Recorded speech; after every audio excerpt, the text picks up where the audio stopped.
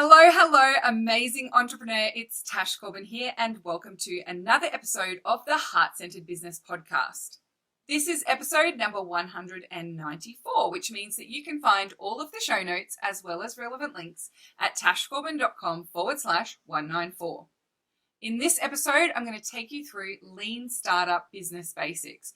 And even if you already have an existing business, it's a great episode for you to check in on whether you've achieved some of the key things that prove your business is going to scale and still be profitable. And if you're just starting out, this is a really sexy, really effective business model that means you can save time and money and also build your business with less risk. Sounds pretty juicy, right? Yes, it is. Let's jump in.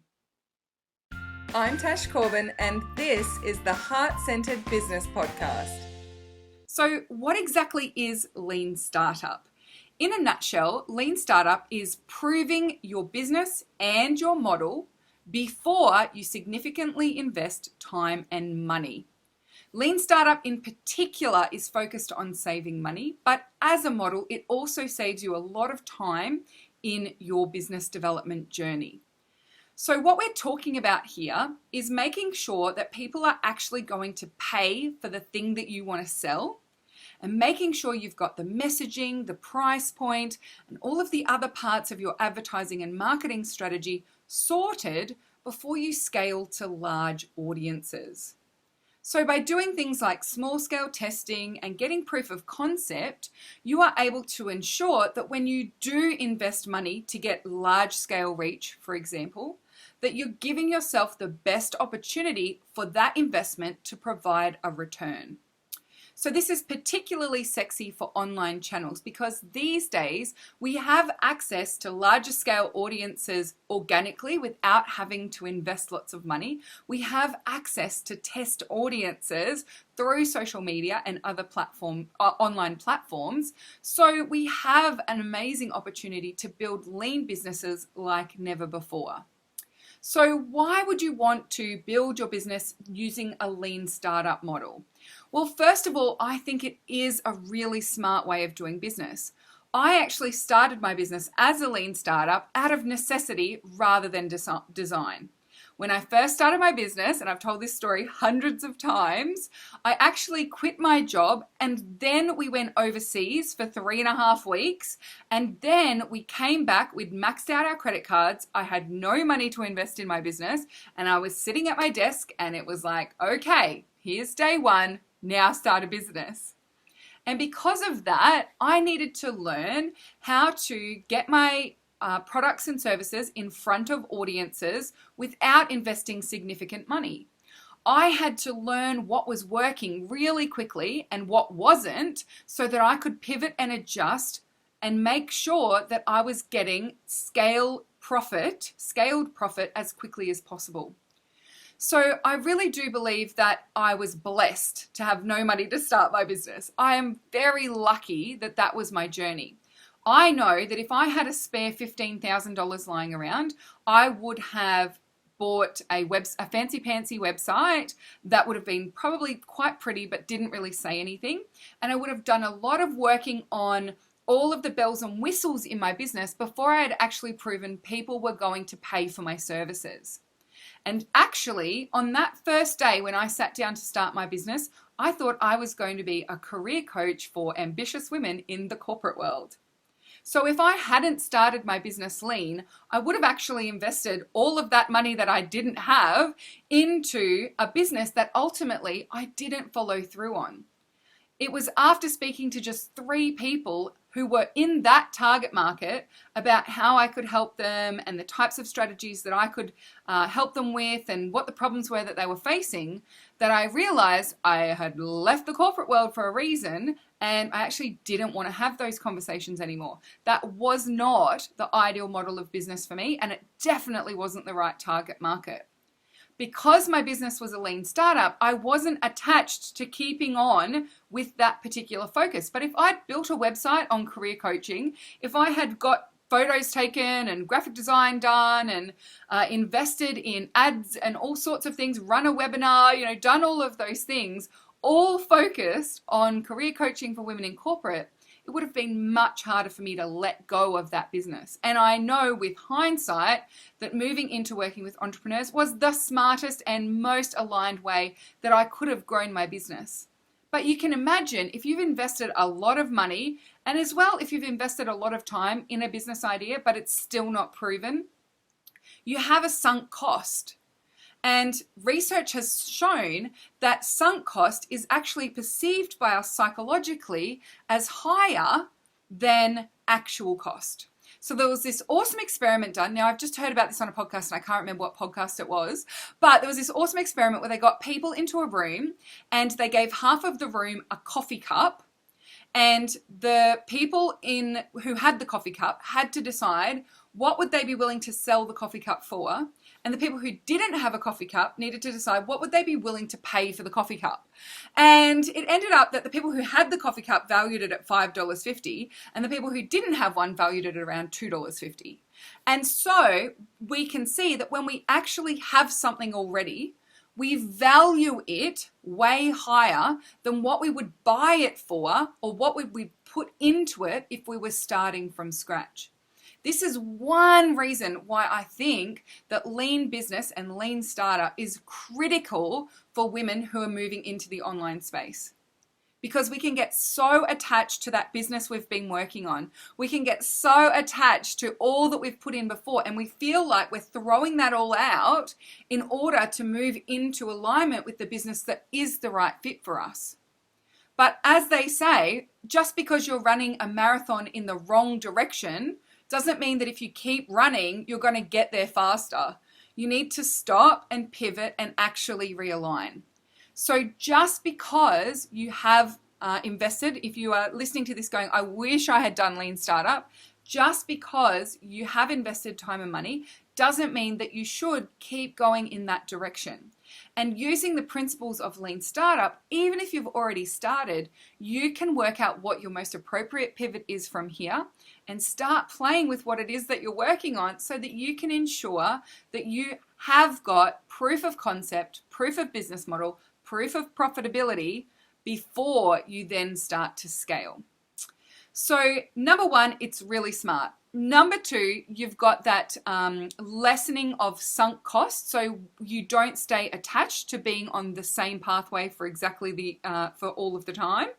Number three, it allows you to get to profits earlier.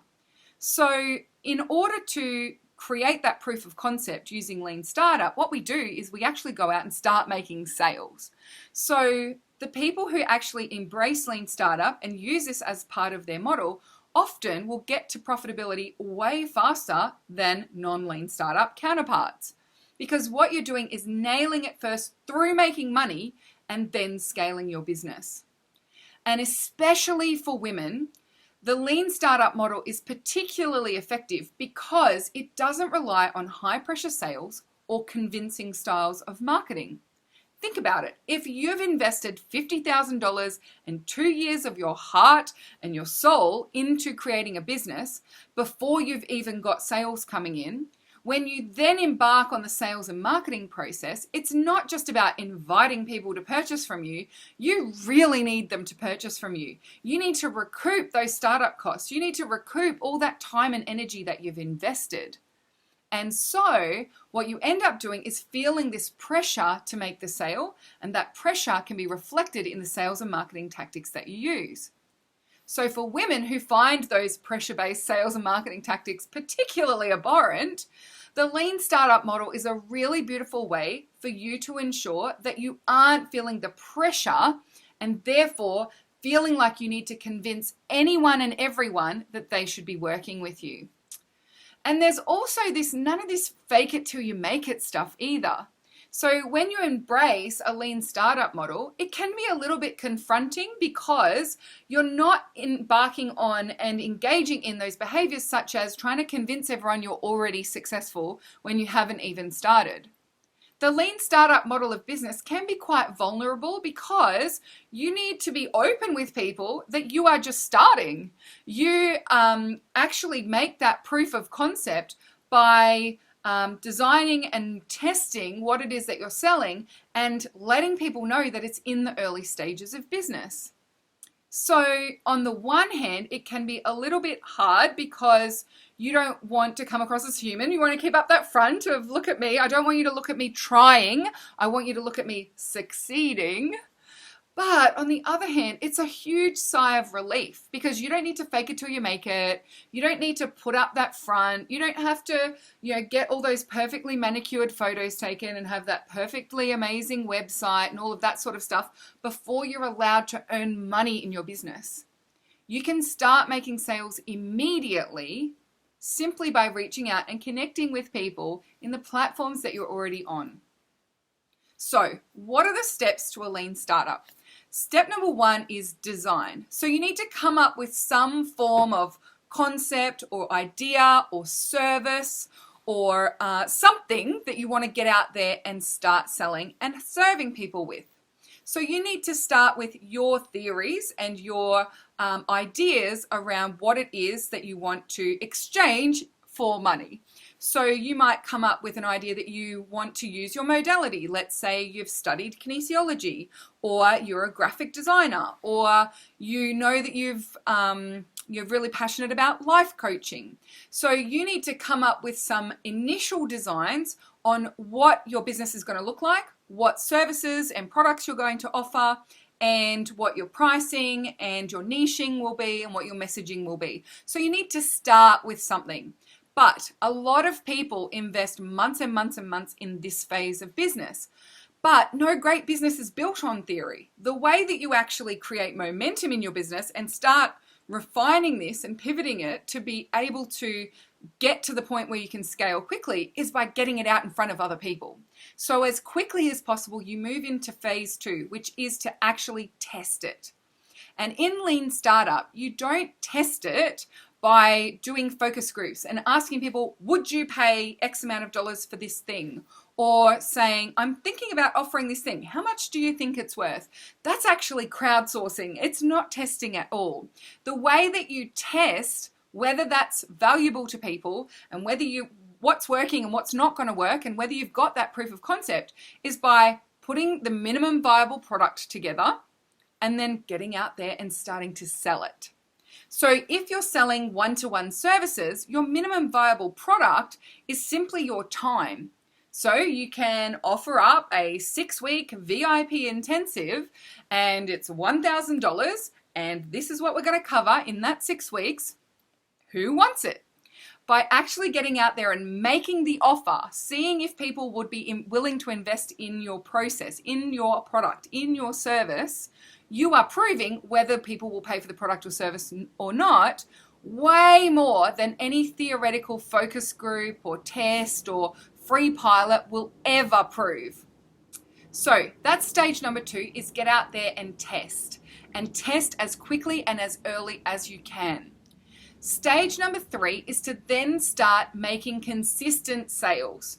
So build a sales system and a marketing process that will allow you to bring in more and more people. Now, in this stage of Lean Startup, I also recommend reviewing your prices regularly.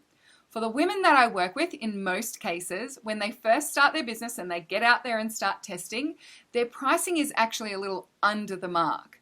So we want to make sure that you're consistently moving your price point and reviewing your price point to really reflect your skills, experience, and the transformation that you're facilitating. So in stage 3, which is make sales on repeat and start to systemize the way that you do that, that's where I recommend that you consistently review your prices. And if you need to do a price increase, I actually have a podcast episode just for you, tashcorbin.com/194 in the show notes of today's episode.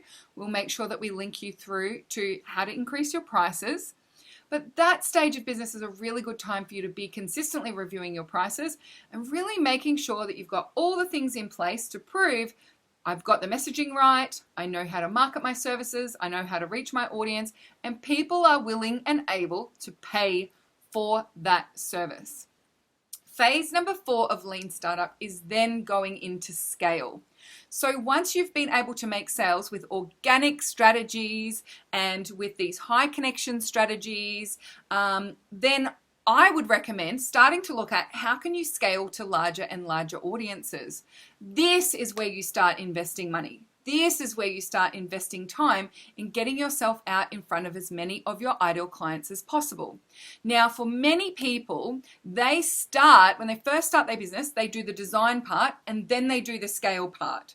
So I have worked with people before who've paid thousands and thousands of dollars to online influencers to promote their products and services and then had zero return on investment for that advertising and that marketing strategy. And the reason why it didn't work, they thought, was because they'd selected the wrong influencer or they needed to tweak their sales page or there was something going on there. But they'd never made a sale before. And so all of those foundations of their business weren't actually there for them to know what to change, what to work on, whether the issue was the influencer. They had no proof that anyone would ever pay for this product, and especially at the price point that they were going for. So rather than playing at the surface of the different marketing strategies, and rather than making the assumption, well, we just need to get in front of hundreds of thousands more people, instead, what we did was went back and reviewed and started to create some proof of concept through lean startup processes. So we went into existing online communities like my Heart-Centered Soul-Driven Entrepreneurs group on Facebook, and we started to pitch the offer there. There's an existing audience, it's free for people to access, and you can get in front of a bunch of people and see if people will buy it. And we also used some high connection strategies because these people had access to a bunch of people who we would have assumed would have been their ideal client for these products and services, but even they hadn't purchased anything. So we went right back to stage one. We looked at the design. We then started to test really quickly with different price points, with different products, with different messaging. And what we discovered, the critical issue that they had misunderstood about this product and service was their niche. And to give you a little bit more insight into this particular example, they had assumed that the only people who would invest in this product and service were successful corporate women, because everyone makes this assumption, successful corporate women have lots of disposable income, so therefore they will make these luxurious, amazing purchases. But actually, the products and services didn't meet the needs of women in corporate roles, and the messaging didn't really speak to that particular audience. So what we started to do was to look at retargeting into working with women entrepreneurs, and all of a sudden we could speak to a much clearer value proposition. People were actually looking for this particular solution, and they started to see their sales roll in. And once that started to work, then we could look at creating sales coming in consistently, and then we could scale. They selected different influencers to do their advertising with after that, and they also started doing advertising through Facebook ads, which previously they'd assumed wouldn't work because they were trying to target women in corporate roles. So you can even see by that very vague example that by getting really clear in the early stages, testing early and proving that you've got something that people will be willing to pay for and people in your target market would be willing to pay for, that then you're taking away a whole heap of risk. If these people had done this before they had invested in trying to get all of that ginormous reach, they would have saved themselves time, money, and energy and heartache of trying to tweak and change their marketing strategies and still seeing no results. So if the lean startup model is something that sounds particularly appealing to you, I've got a beautiful free resource for you. It's called Fast Track Your Startup. And in that, I go into the details of how you can get that design phase and that testing phase working really effectively, really quickly in your business and start making more money more quickly. Doesn't that sound amazing? Head on over to the show notes at tashcorbin.com/194. And I'd really love to hear any podcast ahas or questions that you have from this episode. Come on over to the Heart-Centered Soul-Driven Entrepreneurs Facebook group, use #podcastaha, and let me know that you've been listening to episode number 194 and any of your questions or light bulb moments that may have come as a result of listening to this podcast. Thank you so much for joining me. Until next time, I've been Tash Corbin. You've been a fabulous listener, and I cannot wait to see you shine. Bye for now. Would you like more tips, tools, and resources to help you grow your heart-centered business? Head to tashcorbin.com today.